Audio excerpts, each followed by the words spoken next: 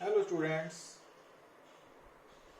आज class +2 unit number 3 magnetic effects of current and magnetism के lecture number 23 में हमारा टॉपिक है मैग्नेटिज्म पार्ट 6। तो आज हम बात करने जा रहे हैं मैग्नेटिक मटेरियल्स के बारे में। तो मैग्नेटिक मटेरियल्स को बेसिकली हम क्लासिफाई करते हैं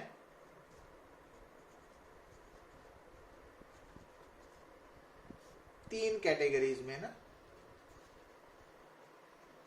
diamagnetic substances,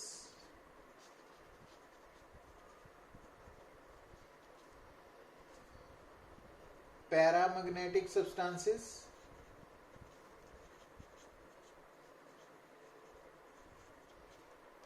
and ferromagnetic substances. तो ब्रॉडली हम जो सब्सटेंसेस हैं उनको उनकी मैग्नेटिक प्रॉपर्टीज के बिहाफ पे तीन कैटेगरीज में डिवाइड करते हैं ना। डाया, पैरा, फेरो।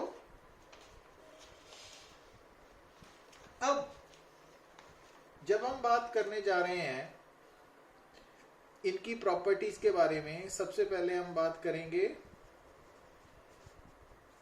डायामैग्नेटिक सब्सटेंस के बारे में और उनकी प्रॉपर्टीज के बारे में, है ना। तो डायामैग्नेटिक सब्सटेंस की अगर प्रॉपर्टीज की बात करें तो अगर कोई भी अननोन सब्सटेंस है, अगर आप उसको मैग्नेटाइजिंग फील्ड में प्लेस करते हो और मैग्नेटाइजिंग फील्ड में प्लेस करने पर वो अगर वीकली मैग्नेटाइज्ड है और दूसरा कि जो उसकी इंटेंसिटी ऑफ मैग्नेटाइजेशन है उसकी डायरेक्शन मैग्नेटाइजिंग फील्ड के ऑपोजिट है, तो उस सब्सटेंस को हम डायामैग्नेटिक सब्सटेंस की कैटेगरी में रखेंगे, है ना।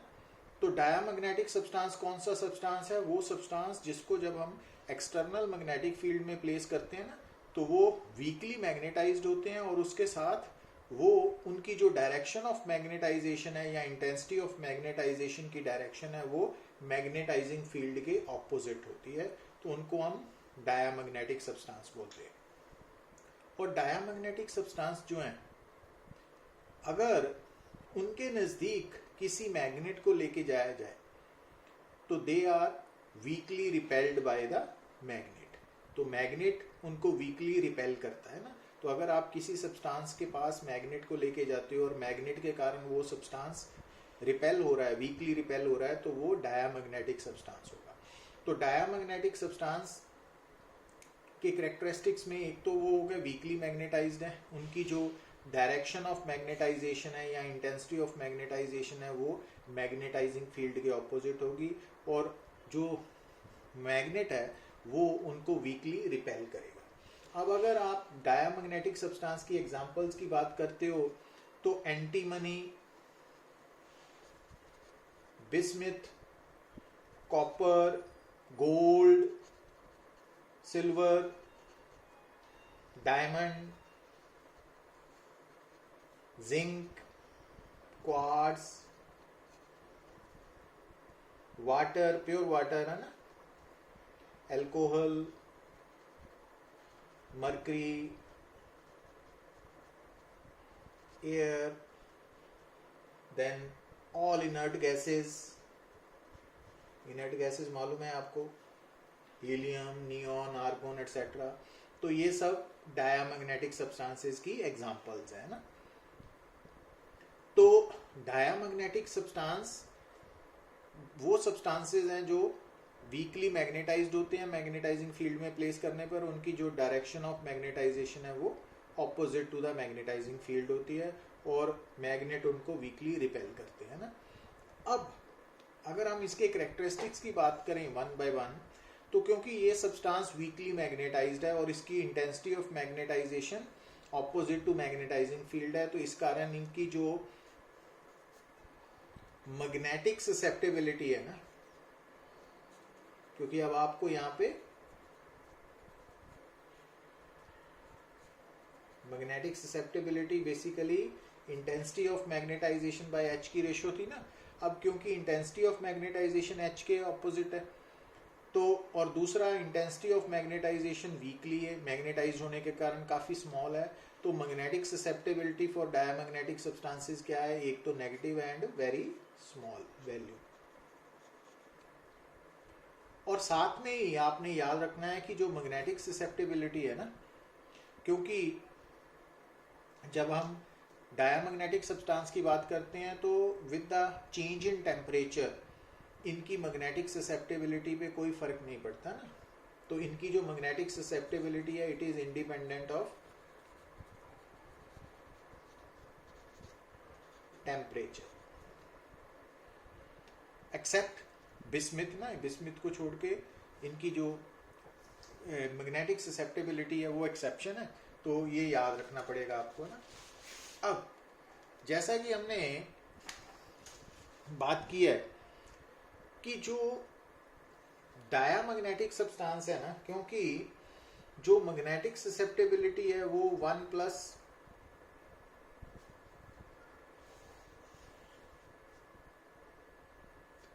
अब यहां पे देखिए आप, sorry, mu R is equal to 1 plus chi M है ना।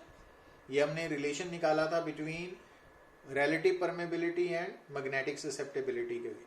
अब क्योंकि मैग्नेटिक ससेप्टेबिलिटी डायमैग्नेटिक सब्सटेंसेस की स्मॉल एंड नेगेटिव है, तो इस कारण जो म्यू आर है relative permeability for diamagnetic substances वो लेस देन 1 है। तो अगर लेस देन 1 है तो इट मीन्स अब रिलेटिव परमेबिलिटी क्या होती है, म्यू बाय म्यू नॉट, तो mu less than mu naught है, मीन्स डायमैग्नेटिक सब्सटेंसेस की मैग्नेटिक परमेबिलिटी की value magnetic permeability for air और वैक्यूम से कम होती है ना, तो ये याद रखना है। और इसका प्रैक्टिकल मीनिंग क्या है कि जो मैग्नेटिक फील्ड लाइंस है they do not prefer to pass through diamagnetic substance. Means अगर यहाँ पे हम ये मान लीजिए वैक्यूम है ना, तो ये मैग्नेटिक फील्ड लाइंस है इन वैक्यूम है ना, ये वैक्यूम में है। पर अब अगर मान लीजिए कि यहाँ पे हमने डायमैग्नेटिक सब्सटेंस प्लेस कर दिया ना, तो ये जो लाइंस है ये अपना रास्ता चेंज कर लेंगी है ना। अब अगर मान लीजिए हमने यहाँ पे डायमैग्नेटिक सब्सटेंस को रख दिया ना, ये डायमैग्नेटिक, तो डायमैग्नेटिक सब्सटेंस के रखने पर आप नोट करोगे कि ये जो मैग्नेटिक फील्ड लाइंस है ना, ये मैग्नेटिक फील्ड लाइन अपना रास्ता चेंज कर लेंगी। मींस ये प्रेफर करेंगी एयर से या वैक्यूम से पास करना instead of passing through diamagnetic substance. तो डायमैग्नेटिक सब्सटेंस में magnetic field lines they do not prefer to pass through diamagnetic substance, rather they prefer to pass through air और vacuum. तो ये इसका फिजिकल सिग्निफिकेंस है। अब अगर हम बात करें डायमैग्नेटिक सब्सटेंस की, तो क्योंकि डायमैग्नेटिक सब्सटेंस जो है ये लिक्विड, गैस, सॉलिड, ये तीनों फॉर्म में एग्जिस्ट कर सकते हैं। तो अगर हम बात करें डायमैग्नेटिक सब्सटेंसेस की, तो अगर आप डायमैग्नेटिक सब्सटेंस को प्लेस करते हो इन नॉन यूनिफॉर्म मैग्नेटिक फील्ड, तो नॉन यूनिफॉर्म मैग्नेटिक फील्ड में diamagnetic substance it will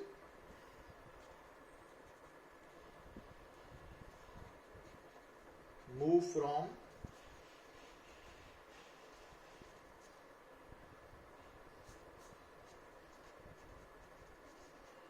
stronger to weaker region in non-uniform magnetic field। तो तो डायामैग्नेटिक सब्सटेंस मूव करेगा from stronger to weaker region in non uniform magnetic field. अब यही बात है कि जो मैग्नेट है, तो मैग्नेट के अराउंड जो मैग्नेट का अपना खुद का मैग्नेटिक फील्ड है वो नॉन यूनिफॉर्म है, और जो पॉइंट्स मैग्नेट के नज़दीक है वहाँ पे उसका मैग्नेटिक फील्ड स्ट्रॉन्ग है, और दूर जो पॉइंट्स है वहाँ पे वीकर फील्ड है ना। तो इसी कारण जो डायामैग्नेटिक सब्सटेंस है वो स्ट्रॉन्गर टू वीकर मूव करना प्रेफर करेगा। तो अब जब वो स्ट्रॉन्गर टू वीकर मूव करेगा मींस मैग्नेट से दूर जाएगा, तो हमें रिपल्शन की जो फीलिंग आएगी ना, महसूस होगा। तो ये कारण है। और अगर हम नेक्स्ट बात करें कि अगर आपके पास मान लीजिए कि magnetic non uniform magnetic field है, तो नॉन यूनिफॉर्म मैग्नेटिक फील्ड में हमने क्या किया कि अगर मान लीजिए ये हमारे पास दो पोल पीसीज है ना नॉर्थ, अब यहाँ पे मैग्नेटिक फील्ड पैदा हो गया, तो अब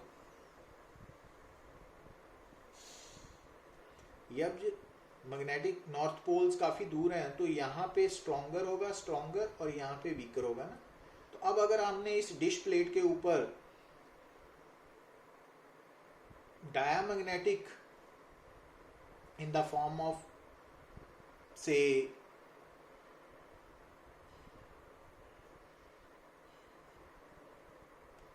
लिक्विड फॉर्म में ले लिया, तो आप देखोगे, या पाउडर फॉर्म में ले लिया, तो आप नोट करोगे कि यहाँ पे डायामैग्नेटिक सब्सटेंस है ना वो अपने आप को ऐसे एक्यूमुलेट करेगा ना, मींस वीकर रीजन पे ज्यादा कंसंट्रेशन होगी उसकी, क्योंकि जो डायामैग्नेटिक सब्सटेंस है वो stronger to weaker region move करना प्रेफर करते हैं ना। अब अगर आपके पास मान लीजिए ये नॉर्थ एंड साउथ दो पोल पीसेस है ना, अब अगर हम यहाँ पर रॉड ऑफ डायामैग्नेटिक सब्सटेंस को फ्रीली सस्पेंड करें, तो आप नोट करोगे कि वो रॉड अपने आप को किस तरह अलाइन करेगी, कि जो वो रॉड है ना वो अपने आप को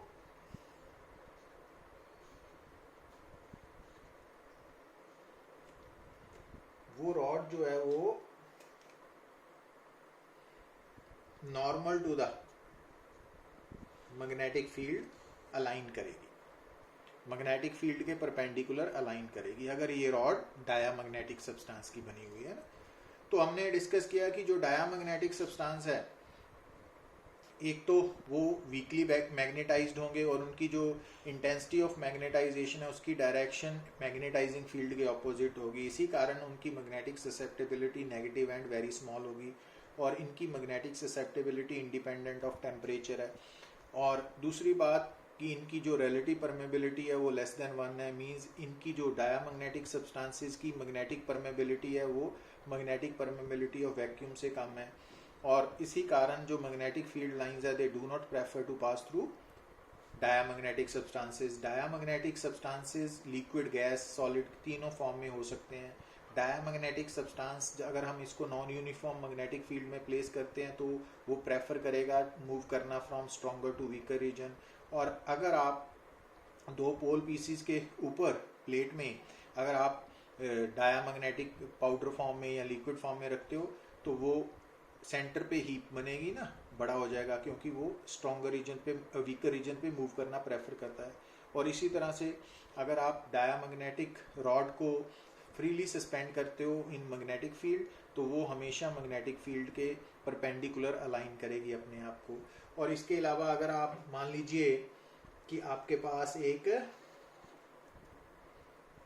यू ट्यूब है ना, अब इसमें आपने डायामैग्नेटिक लिक्विड फिल कर दिया ना, डायामैग्नेटिक लिक्विड फिल कर दिया, तो अब आप नोट करोगे कि जो डायामैग्नेटिक लिक्विड है ना इस ट्यूब में दोनों साइड्स पे लेवल सेम होगा। पर अगर मान लीजिए यहाँ पे हमने एक साइड पे दो पोल पीसीज लगा दिए, मींस मैग्नेटिक फील्ड अप्लाई कर दिया, तो आप क्या नोट करोगे कि जिस साइड पे जिस लिम्ब पे आपने मैग्नेटिक फील्ड अप्लाई किया ना वहाँ पे लिक्विड लेवल फॉल करेगा, मींस जो लिक्विड लेवल है वो नीचे की तरफ आएगा, क्योंकि मैग्नेटिक फील्ड जो है ना उसके अंदर जो डायामैग्नेटिक सब्सटेंसेस है वो लाई करना प्रेफर नहीं करते। और अगर हमसे कोई पूछे कि डायामैग्नेटिक सब्सटेंस जो है उसके डायामैग्नेटिज्म का कारण क्या है, तो डायामैग्नेटिज्म जो है ना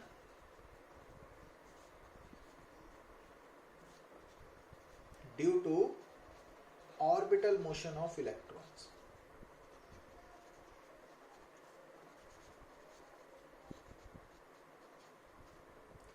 तो जो डायामैग्नेटिज्म है उसका कारण ऑर्बिटल मोशन ऑफ इलेक्ट्रॉन्स है।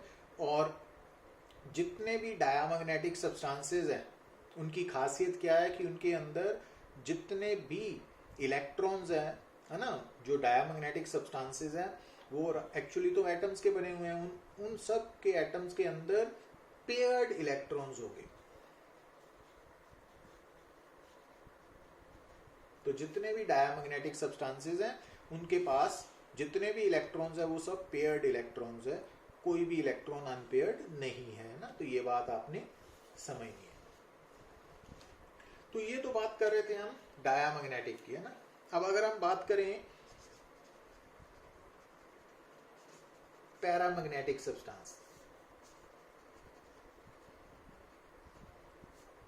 तो पैरामैग्नेटिक सब्सटेंस की क्या खासियत है कि अगर हम किसी भी सब्सटेंस को मैग्नेटाइजिंग फील्ड में प्लेस करते हैं और क्या देखते हैं कि एक तो वो वीकली मैग्नेटाइज्ड है ना, बट उसकी जो डायरेक्शन ऑफ मैग्नेटाइजेशन है, मींस इंटेंसिटी ऑफ मैग्नेटाइजेशन की जो डायरेक्शन है वो सेम है एज दैट ऑफ एच, तो हम उसको बोलेंगे कि ये पैरामैग्नेटिक सब्सटेंस है। तो पैरामैग्नेटिक सब्सटेंस और डायामैग्नेटिक सब्सटेंस मैग्नेटाइजिंग फील्ड में रखने पे वो दोनों वीकली मैग्नेटाइज्ड होते हैं, बट फर्क क्या है कि जो पैरामैग्नेटिक सब्सटेंस है ना उसकी जो डायरेक्शन ऑफ मैग्नेटाइजेशन है या इंटेंसिटी ऑफ मैग्नेटाइजेशन है वो सेम है as that of magnetising field. और क्योंकि पैरामैग्नेटिक सब्सटेंस जो है उसकी डायरेक्शन ऑफ मैग्नेटाइजेशन या इंटेंसिटी ऑफ मैग्नेटाइजेशन की डायरेक्शन सेम है as that of magnetising field, तो इस कारण जो magnetic susceptibility of paramagnetic substance है वो पॉजिटिव एंड स्मॉल है ना, वेरी स्मॉल। Got it. पर जब हम इनकी मैग्नेटिक ससेप्टेबिलिटी की बात करते हैं तो जैसा हमने डायामैग्नेटिक में देखा कि डायामैग्नेटिक सब्सटेंस के केस में जो मैग्नेटिक ससेप्टेबिलिटी है वो इंडिपेंडेंट ऑफ टेम्परेचर है ना, मींस कि आप डायामैग्नेटिक सब्सटेंस का टेम्परेचर चाहे बढ़ा दो चाहे कम कर दो, उनकी जो इंटेंसिटी ऑफ मैग्नेटाइजेशन है वो सेम रहेगी ना अंडर सिमिलर कंडीशंस। बट जो पैरामैग्नेटिक सब्सटेंस है उसकी जो मैग्नेटिक ससेप्टेबिलिटी है वो inversely proportional to its absolute temperature. अब इस बात को बताने वाला जो लॉ है that is known as Curie's law. Got it. तो जो डायामैग्नेटिक सब्सटेंस है उसकी मैग्नेटिक ससेप्टेबिलिटी क्या थी, independent of temperature, but paramagnetic substance की मैग्नेटिक ससेप्टेबिलिटी क्या है, inversely proportional to its absolute temperature. Means अगर आप किसी सब्सटेंस को पैरामैग्नेटिक सब्सटेंस को मैग्नेटाइज्ड करते हो तो by placing it in external magnetic field और उसके बाद आप टेम्परेचर को इंक्रीज करते हो तो उसकी मैग्नेटाइजेशन कम होगी, है ना। तो ये याद रखना है। तो इस लॉ को हम क्यूरीज लॉ बोलते हैं ना, इसके बारे में हम फर्दर डिटेल में डिस्कस करेंगे। अब अगर हम बात करें पैरामैग्नेटिक सब्सटेंस की एग्जांपल्स की, तो इसमें एल्यूमिनियम है, क्रोमियम है, मैंगनीज है, लिथियम है ना, मैग्नीशियम है, प्लेटिनम है, देन टंगस्टन है, सोडियम है, पोटासियम है, एटसेट्रा ना। तो जितने भी अल्कली मेटल्स हैं वो सारे इसी में आएंगे। तो जो पैरामैग्नेटिक सब्सटेंस है वो उसके बारे में हमने क्या बात की कि वो वीकली मैग्नेटाइज्ड होगा by when it is placed in external magnetising field, और इसकी जो इंटेंसिटी ऑफ मैग्नेटाइजेशन है वो सेम रहेगी जो मैग्नेटाइजिंग फील्ड की है ना। अब क्योंकि जैसा कि हम जानते हैं कि जो रिलेटिव परमेबिलिटी होती है वो 1+m है। अब ये वैल्यू फॉर पैरामैग्नेटिक सब्सटेंस क्या है, स्मॉल एंड पॉजिटिव, तो इट मीन्स म्यू आर की वैल्यू ग्रेटर देन 1 होगी। इट मीन्स जो पैरामैग्नेटिक सब्सटेंसेस हैं उनकी मैग्नेटिक परमेबिलिटी की वैल्यू वैक्यूम से ज्यादा होगी। मींस जो मैग्नेटिक फील्ड लाइंस है they prefer to pass through paramagnetic substance. Means अगर ये वैक्यूम में ऐसे है ना मैग्नेटिक फील्ड लाइंस, ये वैक्यूम है ना, इसमें मैग्नेटिक फील्ड लाइंस है। अब अगर मान लीजिए ये पैरामैग्नेटिक सब्सटेंस है ना, तो अब अगर पैरामैग्नेटिक सब्सटेंस, तो ये जो मैग्नेटिक फील्ड लाइंस है ना ये प्रेफर करेंगे यहां से पास करना ना, तो इस कारण म्यू की value greater then mu naught है ना। अच्छा, और अब अगर हम बात करते हैं पैरामैग्नेटिक सब्सटेंस की, तो जो पैरामैग्नेटिक सब्सटेंस है उसके बारे में अगर हम बात करें, प्रॉपर्टीज के बारे में, कैरेक्टरिस्टिक्स के बारे में, तो ये जैसे कि डायमैग्नेटिक सब्सटेंस ऑर्बिटल मोशन के कारण था ना, तो ये स्पिन मोशन ऑफ इलेक्ट्रॉन्स के कारण है ना। आपको मालूम होगा कि किसी भी एटम के अंदर जो इलेक्ट्रॉन है ना, एक तो वो रिवॉल्व कर रहा है around the nucleus, orbital motion, और एक अपनी एक्सिस के अबाउट स्पिन मोशन। तो जो पैरामैग्नेटिज्म है या इवन फेरोमैग्नेटिज्म है, वो स्पिन मोशन ऑफ इलेक्ट्रॉन्स के कारण है, और स्पिन मोशन ऑफ इलेक्ट्रॉन। और जितने भी पैरा या फेरोमैग्नेटिक सब्सटेंसेस हैं ना, उनके पास क्या होंगे, अनपेयर्ड इलेक्ट्रॉन्स। और लाइक डायमैग्नेटिक सब्सटेंसेस, ये जो पैरामैग्नेटिक सब्सटेंसेस हैं, ये गैसियस फॉर्म, लिक्विड फॉर्म या सॉलिड फॉर्म में एग्जिस्ट कर सकते हैं ना, ये हो सकते हैं। अच्छा, अब अगर हम बात करते हैं पैरामैग्नेटिक सब्सटेंस की, तो अगर आप पैरामैग्नेटिक सब्सटेंस को नॉन यूनिफॉर्म मैग्नेटिक फील्ड में प्लेस करते हो, तो वो मूव करेगा from weaker two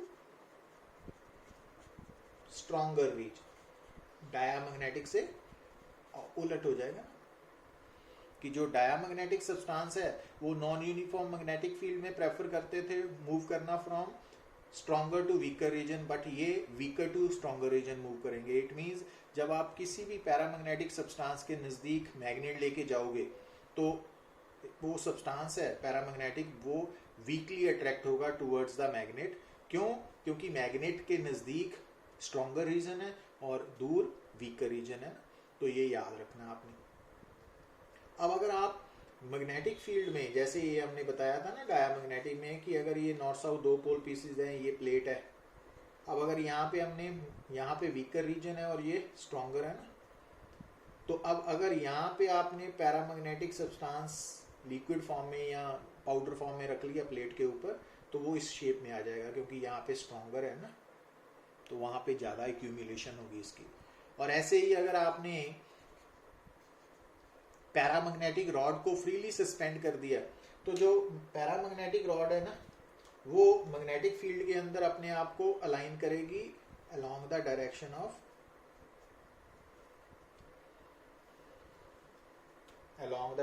of magnetising field या मैग्नेटिक फील्ड है ना। तो जबकि डायमैग्नेटिक रॉड कैसे अपने आप को अलाइन करती थी, normal to the magnetic field. अच्छा, इसके बाद अगर आपके पास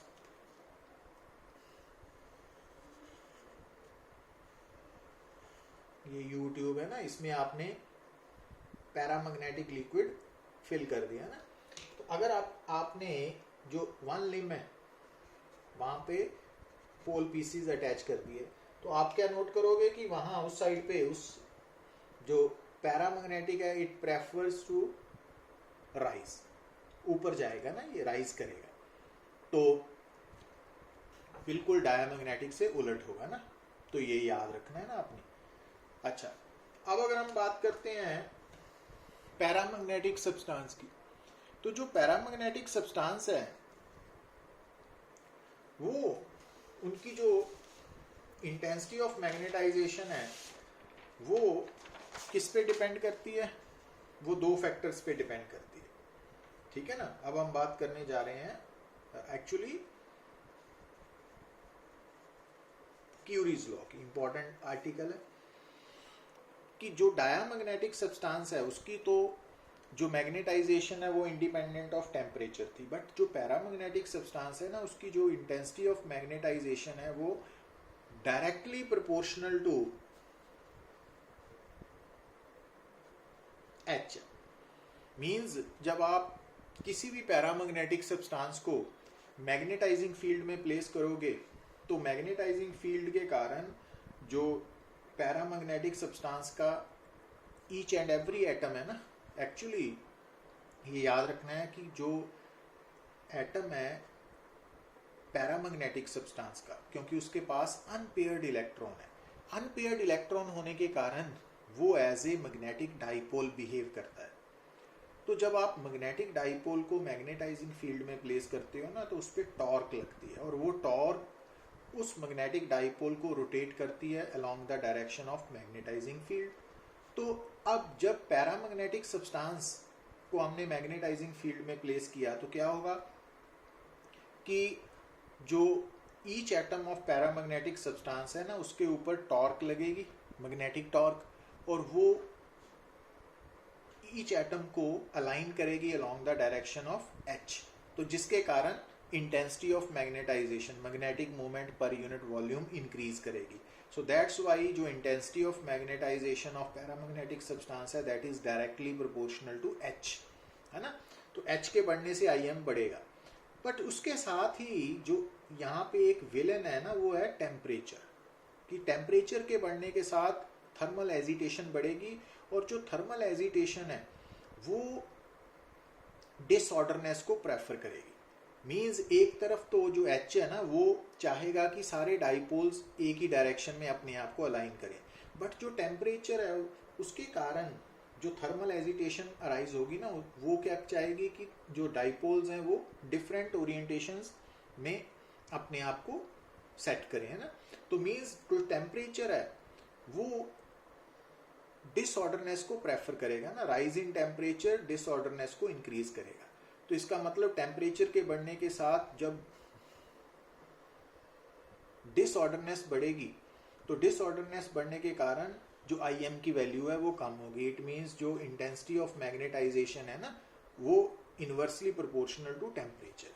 तो जब हम इन फैक्टर्स को कंबाइन करेंगे तो IM की वैल्यू H/T आएगी ना। अब ये ला सिर्फ पैरामैग्नेटिक सब्सटेंसेस के लिए, ये याद रखना है ना।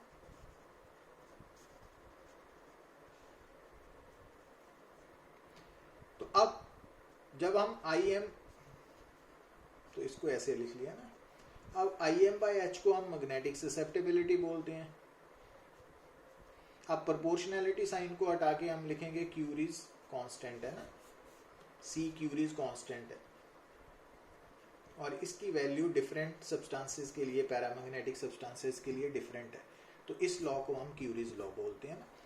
तो अब with the rising temperature magnetic susceptibility कम होगी पैरामैग्नेटिक सब्सटेंस की, एंड वाइस वर्सा, है ना। तो ये याद रखना है, ये डेरिवेशन भी इंपॉर्टेंट है। तो आज हमने डाया और पैरा, दो तरह के सब्सटेंसेस के बारे में बात की, उनकी प्रॉपर्टीज के बारे में बात की, मैग्नेटिक प्रॉपर्टीज के बारे में, और उसके साथ क्यूरीज लॉ को भी डिस्कस किया। तो क्यूरीज लॉ सिर्फ पैरामैग्नेटिक सब्सटेंसेस के लिए एप्लीकेबल है ना, जो आज हमने डिस्कस किया है। तो डायामैग्नेटिक सब्सटेंसेस की magnetic susceptibility independent of temperature है ना, ये बात हमने डिस्कशन में। बट ये बात आपने भी नोट किया है कि जो डायामैग्नेटिक या पैरामैग्नेटिक सब्सटेंसेस है ना, वो लिक्विड, सॉलिड और गैसियस तीनों फॉर्म में एग्जिस्ट करते हैं ना। बट जब हम नेक्स्ट टॉपिक में डिस्कस करेंगे फेरोमैग्नेटिक सब्सटेंसेस के बारे में, तो वहाँ आप नोट करोगे कि फेरोमैग्नेटिक सब्सटेंसेस सिर्फ सॉलिड फॉर्म में ही एग्जिस्ट करते हैं, ठीक है ना। जितने भी फेरोमैग्नेटिक सब्सटेंसेस है वो सॉलिड फॉर्म में होंगे। कोई भी गैस या लिक्विड फेरोमैग्नेटिक नहीं प्रॉपर्टी अटेन नहीं कर सकती ना। तो उसका कारण क्या है, तो इसके बारे में हम नेक्स्ट लेक्चर में डिस्कस करेंगे। Thank you very much.